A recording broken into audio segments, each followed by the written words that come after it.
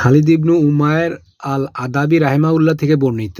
তিনি বলেন, উতবা ইবনু গাজওয়ান রাদিয়াল্লাহু আনহু একদিন আমাদের মাঝে বক্তৃতা দিলেন এবং প্রথমে আল্লাহর প্রশংসা ও গুণগান করে বললেন, অতঃপর বলেছেন, পৃথিবীর ধ্বংস হয়ে যাওয়ার সংবাদ দিয়েছি এবং শীঘ্রই বিদায় নিচ্ছে।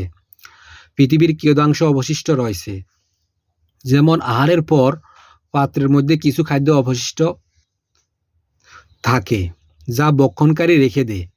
একদিন এই দুনিয়া পরিত্যাগ করে তোমরা স্থায়ী জগতের দিকে রওনা করবে। অতএব তোমরা ভবিষ্যতের জন্য কিছু পুণ্য নিয়ে রওনা করো, কেননা আমাদের সম্মুখে আলোচনা করা হয়েছে যে জাহান্নামের এক কোণে একটি পাথর নিক্ষেপ করা হবে, তারপর সেটা 70 বছর পর্যন্ত ক্রমাগতভাবে যেতে থাকবে, তথাপিও সেটা তার তলদেশে গিয়ে পৌঁছাতে পারবে না। আল্লাহর কসম, জাহান্নাম পূর্ণ হয়ে যাবে। তোমরা কি এতে আশ্চর্যান্বিত হচ্ছ? এবং আমার নিকট এটাও বর্ণনা করা হয়েছে যে জান্নাতের এক প্রান্ত হতে অপর প্রান্ত পর্যন্ত 40 বছরের পথ। শীঘ্রই একদিন এমন আসবে যখন সেটা মানুষের ভিড়ে পরিপূর্ণতা লাভ করবে।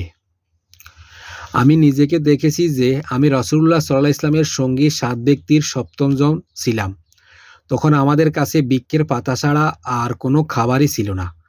ফলে আমাদের সোয়ালে গা হয়ে গেল। এ সময় আমি একটি চাদর পেয়েছিলাম।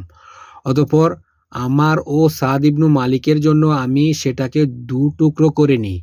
এক টুকরো দিয়ে আমি লুঙ্গি বানিয়েছি এবং আরেক টুকরো দিয়ে লুঙ্গি বানিয়েছি সাদ ইবনু মালিক রাদিয়াল্লাহু আনহুর জন্য। আজ আমাদের সকলেই কোনো না কোনো শহরের আমির। এরপর তিনি বলেন, আমি আমার কাছে বড় এবং আল্লাহর কাছে ছোট হওয়ার থেকে আল্লাহর কাছে আশ্রয় চাই। সকল নবীদের নবুওতই এক পর্যায়ে শেষ হয়ে যাবে। পরিশেষে সেটা রাজতন্ত্রের রূপ নিবে। আমার পর আগমনকারী আমির উমরাদের খবর তোমরা শীঘ্রই পাবে এবং তাদেরকে পরীক্ষা করে নিবে।